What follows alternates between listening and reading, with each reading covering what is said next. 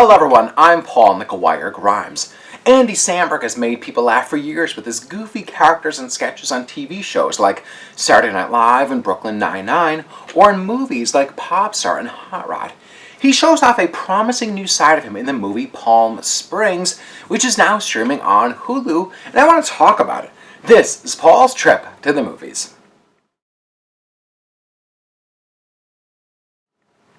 Andy Samberg is one of the many guests at a Palm Springs wedding. His character Niles is a lost soul and isn't quite in love with his girlfriend anymore. He hooks up with Sarah, the maid of honor, played by Christin Milioti, after seeing his own girlfriend cheat on him. Sarah is another wild child lost in her own messy, complicated life.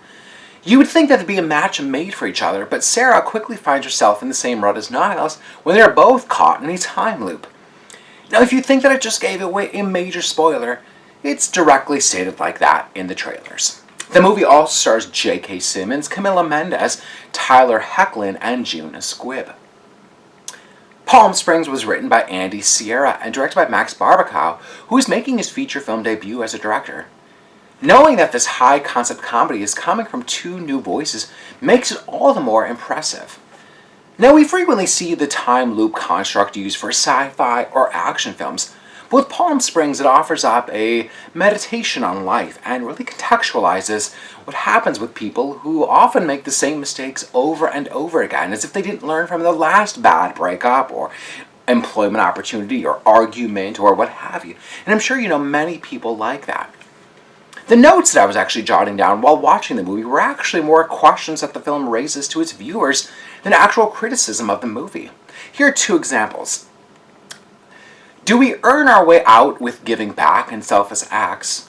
And does pretending not to care make it any easier?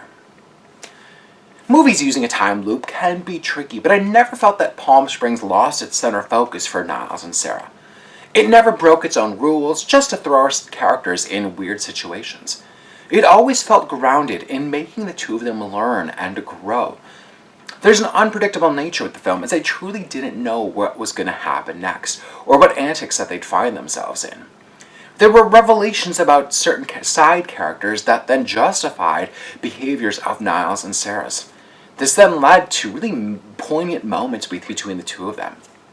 I primarily know Andy Samberg as a sketch comedy artist on Saturday Night Live. I saw him in a new light with Palm Springs to the point where I now want to go back and watch Brooklyn Nine-Nine to see what I've been missing out on. His performance as Niles shows him off as a romantic lead and someone who can still find the humor in life's more dramatic times. Christin Milioti is a strong equal next to him. She may be more of an unknown, but she was nominated for a Tony for her performance in the musical once and had a guest stint on How I Met Your Mother. Palm Springs runs 90 minutes, which is the perfect length for a time loop-centered comedy. It was the highest sold film bought out of the Sundance Film Festival, and it continues to sit with me, and I can't wait to revisit it to see what clues and details are laid out to then foreshadow what happens in the rest of the movie. It's now streaming on Hulu, and I'm giving it a 4.5 out of 5 ticket stubs. If you like my review today, click subscribe on my YouTube channel. I've got some other movie reviews, some actor interviews, and my appearances on Twin Cities Live. Don't forget to follow me on Instagram and Twitter at Paul's Movie Trip. I'd love to hear from you. What were your thoughts on Palm Springs? I know many people that really loved it as well. And then don't forget to go to my website, paulstriptothemovies.com, for even more reviews. Thank you so much for watching my review of Palm Springs. This is Paul's Trip to the Movies.